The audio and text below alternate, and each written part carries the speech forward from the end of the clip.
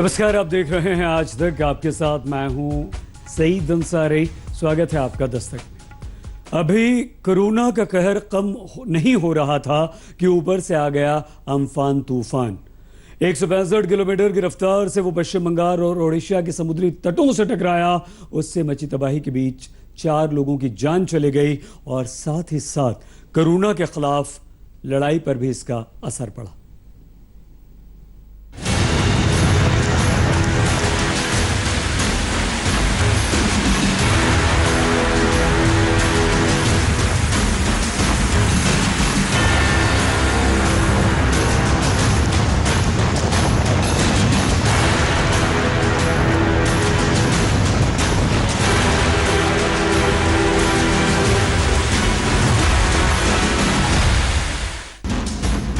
समंदर का सीना तोड़कर जो तूफान उठता है वो ऐसा ही होता है। बड़े बड़े पेड़ अपनी जड़ों से उखड़ गए, तमाम घर मिट्टी में मिल गए और छतों को उड़ा ले गया साइक्लोन। बंगाल की खाड़ी से उठे इस महातूफान ने पत्थरों के भी पांव उखाड़ दिए। इन पत्थरों के जरिए आपको बता दें कि समुद्र बार बार उफान पर है। लगातार करीब 8 से 10 फीट से ज्यादा ऊंची लहरें आ रही हैं। आमतौर पर एक लहर 3 सेकंड के अंतराल पर आती है, लेकिन अब ऐसा नहीं हो रहा है। समुद्र अपना विकराल रूप दिखा रहा है। चाहे पश्चिम बंगाल का किनारा हो या ओडिशा का समुद्र तट, अम्फान जहां से गुजरा वहां से सब कुछ अपने आगोश में लेता चला गया। ये तूफान शाम 4:30 बजे सुंदरबन के पास दीघा और बांग्लादेश के पास हटिया के बीच से होकर बंगाल के तट को पार कर गया। जैसे ही ये साइक्लोन किनारे से टकराया, वैसे ही बर्बादी का मंजर दिखने लगा। चक्रवाती तूफान ने कुछ ही घंटों में तबाही इस कदर मचाई है कि सड़कों पर पेड़ गिर गए हैं तो कहीं पानी भर गया है। लोगों को ये नहीं समझ में आ रहा है कि अगले कुछ घंटे और कितने ज्यादा मुश्किलों से भरे होंगे। साथ ही साथ तबाही का मंजर ऐसा है कि इसका नुकसान कई दिनों तक भरपाई करेगा बंगाल और उड़ीसा। इस अम्फान महातूफान का सबसे ज्यादा खतरा पश्चिम बंगाल के 7 और ओडिशा के 6 जिलों में आया। इनमें पश्चिम बंगाल के पूर्वी मिदनापुर और दक्षिण और उत्तर 24 परगना में 165 किलोमीटर की रफ्तार से हवा चली, जबकि कोलकाता, हावड़ा और हुगली में 130 किलोमीटर की रफ्तार से हवा चली। उधर ओडिशा के केंद्रपाड़ा, भद्रक, बालासोर, मयूरभंज, जाजपुर और जगत सिंहपुर जिले में तूफान की तबाही सबसे ज्यादा मची। इसका खतरा इतना बड़ा था कि लोग डर गए। एनडीआरएफ और मौसम विभाग पहले से ही जिस खतरे का अलर्ट बटन दबा रहे थे। अभी जो लेटेस्ट सैटेलाइट पिक्चर है, इसका एनिमेशन देखें। जैसे ही हमने अनुमान लगाए थे, ऐसे ही मूव करके अभी वेस्ट बंगाल कोस्ट को सुंदरबन के पास अतिक्रमण कर रहा है।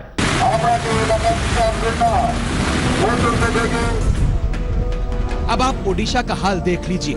ओडिशा में खतरा बड़ा था, लेकिन इसका असर दूसरे राज्यों पर भी पड़ा। इस तूफान ने लोगों को 21 साल पुराने चक्रवात की याद दिला दी, जब ओडिशा के पारादीप तट पर सुपर साइक्लोन टकराया था। इस बार उसकी रफ्तार धीमी हो गई और असर भी ओडिशा से ज्यादा बंगाल पर दिखा। लेकिन जिन्होंने देखा, उनका कहना है कि ऐसी डरावनी तस्वीर पहले कभी नहीं देखी। हाँ, लास्ट टाइम फनी आया था, इतना जोर से नहीं आया था, इतना तूफान आया नहीं था। अभी बहुत डरे हुए हम लोग सब, क्या होगा पता नहीं है। हम लोग इतना डर नहीं हुआ इस साल में जो हुआ। ये जो हम लोग का पानी का जो समुद्र का जो पानी का जो बहर आता है, उसको हम लोग का बहुत भय डर लगता है। अभी भारत कोरोना से लड़ ही रहा था कि ये महा मुसीबत आ धमकी। इसका नतीजा ये हुआ कि समुद्र किनारे रहने वाले लोगों को आनन फानन में सुरक्षित जगहों पर पहुंचाया गया। हावड़ा में ट्रेनों को रस्सी में बांध कर रखा गया। कोलकाता में हावड़ा ब्रिज और विद्यासागर सेतु बंद कर दिया गया। धामरा बंदरगाह पर सामानों की आवाजाही ठप पड़ गई। बालासोर खड़गपुर के बीच चलने वाली ट्रेन रुक गई। अलग अलग स्टेशनों पर 14 ट्रेनें खड़ी हो गई। इसके बाद Bhubaneswar New Delhi AC special express route अस्त व्यस्त हो गया। अब वो ट्रेन संबलपुर झारसुगुड़ा राउरकेला टाटा से होकर गुजरेगी। ट्रेनों के रुकने से दूसरे राज्यों से आ रहे प्रवासी मजदूर फंस गए, लेकिन प्रशासन को सुकून है कि उसने खतरे वाले इलाके को खाली करा लिया था। ये इवैक्यूएशन का फिगर मेरा नहीं है, ये फिगर स्टेट से लिया गया है। स्टेट के जो अथॉरिटीज ने बताया है। पश्चिम बंगाल में अथॉरिटीज ने, उनके जो डिजास्टर मैनेजमेंट के सेक्रेटरी है, उन्होंने बताया 5 लाख से उर्ध फिगर अभी हो चुका है। तो सुबह में 3,30,000 बताया गया था और अभी 5 लाख हो गया है। और उड़ीसा में 1,58,640 का फिगर दिया गया है। पिछले 5 दिन से अम्फान के आने पर लोगों की धुकधुकी बढ़ी हुई थी। 15 मई को विशाखापट्टनम से 900 किलोमीटर दूर दक्षिणी बंगाल की खाड़ी में कम दबाव और गहरे निम्न दबाव का क्षेत्र बनना शुरू हो गया था। 17 मई को जब अम्फान दीघा से 1200 किलोमीटर दूर था, तब ये साइक्लोन में बदल गया और फिर आज आ टकराया किनारे से। अम्फान थाईलैंड का दिया हुआ नाम है, जिसका थाई भाषा में मतलब आसमान होता है, लेकिन इस आसमानी तूफान ने समंदर के गर्भ से निकलकर कहर मचाया। दीघा से मनोज्ञा लोईवाल के साथ मोहम्मद सूफिया, बालासोर, आज तक। कोरोना से जंग चल ही रही है कि कोलकाता में पुलिस विद्रोह हो गया। पुलिस ट्रेनिंग स्कूल में एक सिपाही की मौत के बाद भी सैनिटाइजेशन का काम नहीं हुआ। इससे गुस्साए पुलिस वालों ने डीएसपी की ही धुनाई कर दी। बात इतनी बिगड़ी कि मुख्यमंत्री ममता बनर्जी को जाकर सिपाहियों को शांत कराना पड़ा। कोरोना से लड़ने वाले कर्म योद्धा जब अपने लिए बुनियादी सुविधाएं नहीं पाते तो उनका आक्रोश, विरोध और बगावत कभी कभी ऐसे ही सड़क पर सामने आता है। ये तस्वीर कोलकाता के ट्रेनिंग स्कूल की है, जहां बीती रात पुलिस के जवान बागी हो गए। आप देख सकते हैं कि सैकड़ों पुलिस वाले कैसे हंगामा कर रहे हैं। हंगामा ही नहीं, बल्कि इन्होंने तो एक डीसीपी स्तर के अधिकारी की धुनाई भी कर दी। यह हंगामा तब हुआ जब पुलिस ट्रेनिंग स्कूल में एक असिस्टेंट सब इंस्पेक्टर को कोरोना हो गया। बावजूद इसके बैरक को सैनिटाइज नहीं किया गया। पुलिस वाले मांग कर रहे थे, लेकिन कोई कार्रवाई नहीं हुई और इस बीच कोलकाता में भी 15 पुलिस वाले कोरोना के मरीज हो गए। बैरक को सैनिटाइज कराने का बवाल एक सीनियर अधिकारी से मारपीट तक जा पहुंचा तो बारिश के बीच मुख्यमंत्री ममता बनर्जी को पुलिस वालों को मनाने के लिए आना पड़ा। যাই হোক আমি আপনাকে ভিজতে বারণ করছি, কারণ যেহেতু বৃষ্টি আসছে বলে আমি পরে একবার আসবো, এসে আমি কথা বলে যাব, ঠিক আছে? আমি কিছু কিছু শুনেছি, শান্তনু আমায় বলেছে, আমাকে অনুযোগ আর কিছু রিপোর্ট করেছে।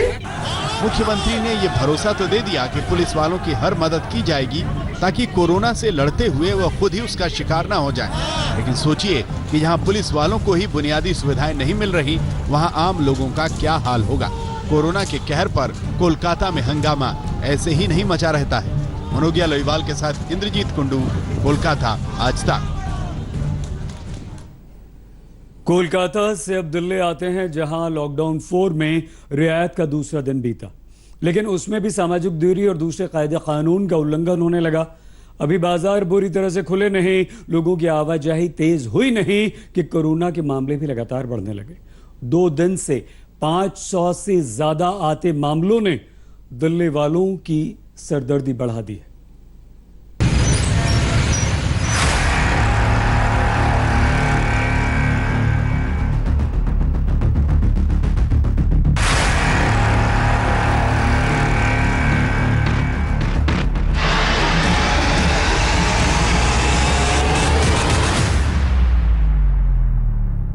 कोरोना के डर के बीच लॉकडाउन में रियायतों के दूसरे दिन दिल्ली बिल्कुल बदली हुई थी। सड़कों पर जाम लग गया, दफ्तर और फैक्ट्रियों के लिए लोग आने जाने लगे, बाजार सज गए। गवर्नमेंट के जो दिशा निर्देश हैं उसका सम्मान करते हुए मार्केट को खोलने का निर्णय लिया गया। इस मार्केट में तब से खुली दुकानें हैं, खुले कॉरिडोर हैं, तो यहाँ पे कोई खतरा नहीं है। कस्टमर बिल्कुल सेफ होके आ सकते हैं और बाकी हम लोग इंश्योर कर रहे हैं कि यहाँ पे सब बिल्कुल सिस्टमेटिक तरीके से काम हो। जिस हिसाब से केसेस इंक्रीज हो रही है, लगता नहीं है कि इस सिचुएशन में मार्केट खोलना चाहिए, बट डेफिनेटली सरकार को भी रेवेन्यू अर्न करना है, जनरेट करना है। सब कुछ वैसे ही हुआ जैसा कि मुख्यमंत्री अरविंद केजरीवाल ने सोमवार की शाम ऐलान किया था। लॉकडाउन 31 मई तक जारी रहेगा, ऐसा केंद्र सरकार का आदेश है। लेकिन इस लॉकडाउन में कई सारी ढील दी जाएंगी। लेकिन बाजार खुला नहीं, सड़कों पर लोग उतरे नहीं, दुकान पर भीड़ जुटी नहीं कि सिर मुनाते ही ओले पड़ गए। कोरोना के मामले इतनी तेजी से बढ़ने लगे कि खतरे की एक नई घंटी बजने लगी। दिल्ली में पिछले 24 घंटे में 534 नए मामले सामने आए हैं। ये 24 घंटे में राजधानी में अब तक का सबसे बड़ा उछाल है। लगातार दूसरे दिन राजधानी में 500 से ज्यादा नए केस सामने आए हैं। इससे कोरोना वाले मरीजों की संख्या अब 11,088 हो चुकी है, जबकि कोरोना अब तक 176 लोगों की जान ले चुका है। 50 साल से कम उम्र के 7,813 लोगों को अब तक हुआ कोरोना और 37 की मौत। 50 से 59 साल के बीच के कोरोना मरीजों की संख्या 1,704 और 47 की मौत। 60 साल या उससे अधिक उम्र के कोरोना संक्रमितों की संख्या 1,571 और 92 की मौत। अब ऐसे में सबसे बड़ा खतरा ये कि अगर ऐसे ही बढ़ते गए कोरोना के मरीज तो देश की राजधानी का क्या होगा। सोमवार को मुख्यमंत्री अरविंद केजरीवाल ने सड़कों पर गाड़ियों, बसों और ई रिक्शा तक के चलने की इजाजत दे दी, लेकिन शर्तों के साथ। हर सवारी उतरने के बाद ड्राइवर की जिम्मेदारी होगी कि वो सवारी वाले एरिया को डिसइंफेक्ट करेगा, ताकि जो अगली सवारी बैठती है उसको भी खतरा ना हो और ड्राइवर को भी खतरा ना हो। कार पूलिंग या कार शेयरिंग अलाउड नहीं होगी एग्रीगेटर्स वालों को। दिल्ली में बसें चलना चालू हो जाएगा। एक बस में 20 से ज्यादा पैसेंजर्स अलाउड नहीं होंगे। बस में चढ़ने के पहले हर पैसेंजर की स्क्रीनिंग की जाएगी। लेकिन 48 घंटे के भीतर ही उन शर्तों की धज्जियां उड़ने लगी। दिल्ली की सड़कों पर आज दूसरे दिन भी भारी जाम देखने को मिला। कई जगहों पर दिन भर लोग जाम में फंसे नजर आए। घरों से 55 दिन बाद बाहर निकलने का मौका मिला तो जाम की कैद में आते दिखे। मुख्यमंत्री ने कहा था कि एक ई रिक्शा पर एक ही सवारी बैठेगी, लेकिन बातें हैं, बातों का क्या। यहाँ पे ना सोशल डिस्टेंसिंग का ख्याल, ना ही कानून और कोरोना का खौफ। जिस ई रिक्शा में सिर्फ एक सवारी ले जाने का नियम बनाया गया, वो तो सवारियों से भरा नजर आया। जब मना किया गया है कि एक सवारी अलावा 4-4 क्यों बिठाए हुए हैं आप? हाँ जी, कम से कम इसमें 2 सवारी तो होनी चाहिए थी ना, कि एक सवारी से तो बाकी गाड़ी का खर्चा हो जाए, जहाँ पे पार्किंग में लगाते हैं वहाँ का खर्चा निकल जाए, और जो एक सवारी से है वो कम से कम घर तो चले उससे। मुख्यमंत्री केजरीवाल ने कहा था कि बाजार ऑड और इवन की तर्ज पर खुलेंगे ताकि ज्यादा भीड़ भाड़ ना हो। सभी मार्केट्स खुल जाएंगे, लेकिन जो मार्केट्स और मार्केट कॉम्प्लेक्सेस हैं वहां पे दुकानें ऑड इवन के हिसाब से काम करेंगी। आधी दुकानें एक दिन खुलेंगी, आधी दुकानें दूसरे दिन खुलेंगी। लेकिन लगता है बाजार खोलने से पहले इस पर होमवर्क नहीं हुआ। बाजार खुला और ग्राहक अभी नहीं आ रहे तो ये बात समझ में आती है, लेकिन ऑड इवन में खुलने के नियम ने नया बखेड़ा खड़ा कर दिया है। कई बाजारों में 1 नंबर की 3 से 4 दुकानें हैं, तो कैसे खुलें, ये बड़ा प्रश्न बन गया। देखिए, ये लॉकडाउन के बाद तो सबकी लाइफ तो बदल रही है। हमें नई तरीके से जीना पड़ेगा और कोरोना के साथ जीना पड़ेगा। हम ये सोचेंगे हम बिना कोरोना के रहें, नहीं हो सकेगा। अगर हम बंद करके रखेंगे सब खत्म हो जाएगा। हमें अपने अंदर इतनी कुव्वत, इतनी ताकत, इतना आत्मविश्वास पैदा करना पड़ेगा ताकि हम न केवल कोरोना को मात दें बल्कि आगे आने वाली पीढ़ियों के लिए एक सुरक्षित दुनिया भी बना के रख सके। वैसे दिल्ली में कोरोना के मामले बढ़े तो टेस्टिंग भी। बीते 24 घंटे में 4,428 सैंपल टेस्ट हुए। दिल्ली में अब तक कुल 1,50,282 सैंपल टेस्ट हो चुके हैं। कोरोना के बढ़ते मरीजों के मद्देनजर अभी कंटेनमेंट जोन की संख्या 69 है। दिल्ली को पटरी पर लाने की कोशिश तो हो रही है, लेकिन कोरोना के बढ़ते मामले बता रहे हैं कि जरा संभल कर चलने की जरूरत है। आज तक ब्यूरो। कोरोना की सबसे ज्यादा चोट प्रवासी मजदूरों पर पड़ी है। हजार मजदूर पैदल ही अपने गांव जाने को मजबूर हुए। इस पर कांग्रेस की महासचिव प्रियंका गांधी वाड्रा उत्तर प्रदेश सरकार को 1000 बसों की मदद कर रही थी, लेकिन योगी सरकार से हरी झंडी नहीं मिली। 24 घंटे के इंतजार के बाद वो बसें लौट गईं और रह गई तो बस राजनीति।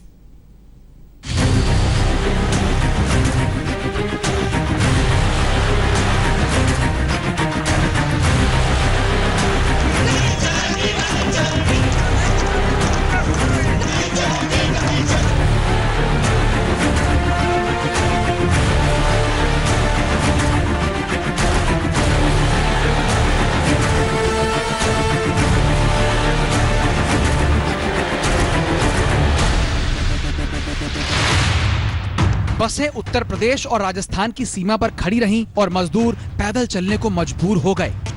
जानते हैं क्यों? क्योंकि अब बस राजनीति ही बची है। मजदूरों के लिए कांग्रेस ने बस चलाई तो वो बसें कागजी खानापूर्ति में फंस गईं। और फिर कोरोना से ज्यादा घातक हो गया राजनीति का वायरस, जिसने बसों को चलने ही नहीं दिया। हमें अनुमति दीजिए, आपको भाजपा के झंडे लगाने हैं, इन पे अपने भाजपा के स्टिकर लगाने हैं तो बेशक लगाइए। कांग्रेस ने उत्तर प्रदेश के मजदूरों को उनके घर पहुंचाने के लिए 1000 बस देने का वादा किया। उन बसों की सूची जब योगी सरकार के पास पहुंची तो लिस्ट में फर्जीवाड़े का आरोप लगा। ये खेल शुरू हुआ 16 मई को, जब औरैया में सड़क हादसे में मजदूरों की जान चली गई। कांग्रेस महासचिव प्रियंका गांधी वाड्रा ने मुख्यमंत्री योगी को खत लिखा कि वो मजदूरों के ले जाने के लिए 1000 बस देने को तैयार हैं। 18 मई को यूपी के गृह सचिव अवनीश अवस्थी ने प्रियंका के सचिव संदीप सिंह को प्रस्ताव स्वीकार करने की चिट्ठी लिख दी। उसी दिन प्रियंका के सचिव ने गृह सचिव को पत्र लिखकर 1000 बसों की सूची मेल कर दी। फिर गृह सचिव ने प्रियंका के ऑफिस को लिखा कि 19 मई की सुबह 10 बजे तक फिटनेस सर्टिफिकेट के साथ सभी बसें लखनऊ भेज दी जाएं। उससे पहले 18 और 19 मई की रात 2:10 पर प्रियंका के ऑफिस ने गृह सचिव से पूछा कि लखनऊ बस भेजने का क्या तुक है। तब 19 मई की सुबह गृह सचिव ने दोपहर 12 बजे तक 500 बस नोएडा और 500 बसें गाजियाबाद भेजने के लिए लिखा। 12:15 बजे प्रियंका के दफ्तर से जवाब गया कि बसें शाम 5 बजे तक पहुंच जाएंगी। साथ ही सरकार से प्रवासी मजदूरों और रूट मैप की जानकारी मांगी गई। शाम 3:45 बजे प्रियंका के दफ्तर से गृह सचिव को खत गया कि बसें आगरा के पास ऊंचा नागला में खड़ी हैं, लेकिन आगरा प्रशासन बसों को भेजने की इजाजत नहीं दे रहा। इसके बाद बसों में फर्जीवाड़े के आरोप में प्रियंका के सचिव पर मुकदमा हो गया। अब वो खुद जवाब देने आई कि जितनी बसें सही हैं उतनी तो चला लीजिए। अगर ये बसें चली होती तो कल 36,000 और आज 36,000 लोग अपने घर के लिए सही सलामत सुरक्षा पूर्ण रवाना हो जाते। लेकिन हम इस राजनीतिक सिलसिले में उलझे रहे। बस जहां खड़ी थी वहीं रह गईं, लेकिन राजनीति बहुत आगे बढ़ गई। यूपी सरकार ने कहा कि हम खुद सक्षम हैं, कांग्रेस से क्या मदद लेना। देखिए, कांग्रेस को इस संक्रमण काल में राजनीति से बचना चाहिए। ये कांग्रेस की अपनी बसें नहीं है, ये राजस्थान सरकार की बसें हैं। आज राजस्थान सरकार बसें दे रही है। इसके पहले कहाँ चली गई थी? जब कोटा से हमको बच्चों को मंगाना था तब तो बस उपलब्ध नहीं कराई थी, तब तो यूपी की बसों ने जाकर उनको लिया था।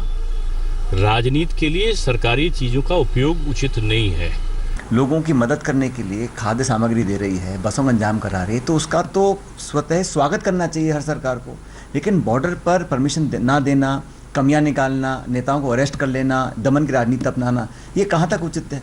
आज हम लोग अगर श्रमिकों के लिए ट्रेन करा रहे हैं, बसें करा रहे हैं, तो उसमें आपसी तालमेल होना चाहिए। राज्य सरकार, केंद्र सरकार चाहें तो बहुत जल्द सभी श्रमिक अपने घर गांव पहुंच सकते हैं। इधर जो कांग्रेसी नेता बस लेकर जाने पर आमादा थे, वो गिरफ्तार कर लिए गए। कांग्रेस के यूपी अध्यक्ष पहले ही आगरा से गिरफ्तार किए गए, तो नोएडा में बस लाने वाले दूसरे कांग्रेसी नेताओं पर लॉकडाउन उल्लंघन का आरोप लगाकर मुकदमा दायर कर दिया गया। 144 के आदेश के उल्लंघन में तो खड़े थे ही वहाँ पर, क्योंकि आपको पता है कि 7 to 7 किसी का मूवमेंट अलाउड नहीं है। उसके बाद भी ये लोग काफ़ी संख्या में वहाँ लोग लगभग 50-60 लोग खड़े थे। इसमें हम लोगों ने 4 लोग जो नॉन व्यक्ति थे वहाँ पर उनके नाम के साथ लगभग 50 लोगों के खिलाफ हम लोगों ने FIR दर्ज की है रेलेवेंट प्रोविजंस में, और उसको इन्वेस्टिगेट कर रहे हैं। लेकिन राजनीति का खेल बस इतने पर नहीं रुका। कांग्रेस की बागी विधायक अदिति सिंह भी इस सियासत में कूद पड़ी, कांग्रेस की सियासत की लानत पलानत करने के लिए। वहाँ की बसेस को आप यहाँ ला रहे हैं ऐसे, तो आई थिंक ये भी कहीं ना कहीं सत्ता का दुरुपयोग है। क्या राजस्थान के सारे श्रमिक पूरी तरीके से अच्छे से खुशहाली से घर पहुँच गए? नहीं, वहाँ भी लोग, वहाँ भी मजदूर अपने मतलब सड़कों पे हैं, उनके भी पैर जल रहे हैं इस तापमान में, वो लोग भी घर जाने का प्रयास कर रहे हैं। तो क्या ये सही है? मजदूरों की मदद वाली बस तो नहीं चली, लेकिन राजनीति की बस ऐसी दौड़ी कि कोरोना का वायरस भी उसकी चाल पर शर्मिंदा हो गया होगा। आज तक ब्यूरो। और अंत में आपके लिए एक राहत भरी खबर। सरकार ने तय किया है कि 25 मई से घरेलू उड़ान शुरू हो जाएंगी। पहले उनकी संख्या सीमित होगी, लेकिन अच्छा रिस्पांस मिला तो इन्हें बढ़ा दिया जाएगा। इसके लिए हमारे देश के तमाम हवाई अड्डों पर सैनिटाइजेशन और दूसरी जरूरी चीजें तेजी से हो रही हैं।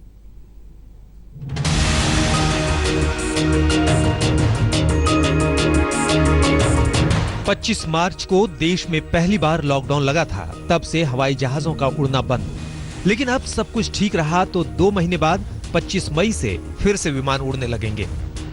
शुरुआत जो है आहिस्ता करेंगे, ये नहीं कि पहले दिन सोमवार को 25 तारीख को ही सारी फ्लाइटें शुरू हो जाएंगी। अभी शायद कुछ ही परसेंटेज शुरू होंगी और जैसे हम आगे चलते जाएंगे जो हमारा अनुभव होगा उसके अनुसार हम एडजस्ट भी करेंगे, पर यह बहुत जरूरी था। देश के बड़े बड़े हवाई अड्डों पर पहले से ही इसकी तैयारियां शुरू हो चुकी थीं, लेकिन विमानों के उड़ने का शुभ मुहूर्त नहीं बन रहा था। लेकिन प्लेन के अंदर बीच की सीट खाली नहीं रखी जाएगी। ये SOPs फाइनलाइज हो जाएंगे, पर जहां तक मुझे लगता है मास्क तो जरूरी होगा। आरोग्य सेतु जो ऐप है ये बहुत ही ज़रूरी है, क्योंकि ये कॉन्टैक्ट ट्रेसिंग ऐप है और मैं समझता हूँ हर एक व्यक्ति को होना चाहिए आज की स्थिति में। जहाँ तक मिडिल सीट को खाली रखने की बात है, मैं समझता हूँ इससे कोई फ़ायदा नहीं होने वाला और एयरलाइन की इकोनॉमिक्स बिल्कुल ख़राब हो जाएगी। और मैं समझता हूँ अगर मिडिल सीट आप इकोनॉमी क्लास में खाली रख भी लें तो जो सोशल डिस्टेंस का वो रिक्वायर्ड डिस्टेंस वो तो होगा नहीं, इसलिए मैं समझता हूँ इसकी ज़रूरत नहीं है। 25 मई से कुछ घरेलू उड़ान शुरू हो जाएंगी। अगर वो अनुभव अच्छा रहा तो और भी उड़ानें बढ़ाई जाएंगी, लेकिन प्लेन में बीच की सीट को खाली नहीं रखा जाएगा। सरकार की दलील है कि वैसा करने के बावजूद सामाजिक दूरी का पालन नहीं हो पाएगा। फिर भी अगर ऐसा किया जाता है तो किराए में 33% की बढ़ोतरी हो जाएगी।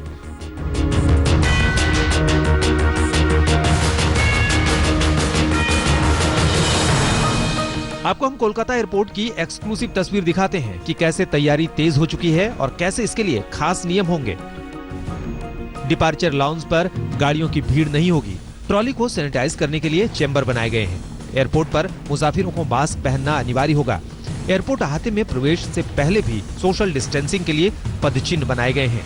बोर्डिंग टिकट लेने से लेकर विमान में बैठने से पहले की तमाम जगहों पर पहले के मुकाबले ज्यादा सीटिंग अरेंजमेंट की जाएगी। बोर्डिंग के लिए भी ई-बोर्डिंग पास ही मिलेगा। फूड और एयरपोर्ट लॉन्ज एरिया में भी मुसाफिरों को सोशल डिस्टेंसिंग का पालन करना होगा। एयरपोर्ट को हर दिन 500 कर्मचारी सैनिटाइज कर रहे हैं। प्रवेश द्वार से लेकर सुरक्षा पॉइंट और बोर्डिंग गेट तक, साथ ही शौचालयों में भी हर जगह सैनिटाइजर रखे जाएंगे। कॉन्टैक्ट लेस में बेसिकली क्या है, जो डिजिटल जो पास है, बोर्डिंग पास है, और जो उसके टिकट्स हैं उनको डिजिटल फॉर्म में CISF को दिखाना होता है। इधर देश की राजधानी दिल्ली में भी एयरपोर्ट को कोरोना से बचाने के लिए पूरी तैयारी कर ली गई है। हर जगह को बड़ी शिद्दत से सैनिटाइज किया जा रहा है। कोरोना का असर तो है, लेकिन देश ने कोरोना से लड़ना और जिंदगी को आगे बढ़ाना दोनों एक साथ सीख लिया है। अब जिंदगी उड़ान भरेगी। कोलकाता में मनोज्ञा लोईवाल के साथ आशुतोष मिश्रा, दिल्ली आज तक। दस्तक में आज के लिए बस इतना ही। अपना बहुत ख्याल रखिएगा। देखते रहिए आज तक। नमस्कार, मैं हूं अंजना ओम कश्यप। हमें उम्मीद है ये वीडियो आपको पसंद आया होगा। लेटेस्ट खबरों के लिए यूं ही देखते रहिए आज तक और इस वीडियो के पसंद आने पर लाइक, शेयर एंड सब्सक्राइब करना ना भूलें।